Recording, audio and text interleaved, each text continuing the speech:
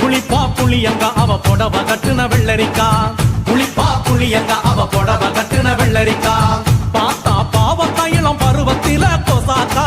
பார்த்தா பாவக்காயிலம் பருவத்தில கொசாக்கா. சோக்கா நடக்கும் போது சுத்த வேணும் பூசணிக்கா. ஆத்தா கண்டெடுத்த அழகான ஜாதிக்கா.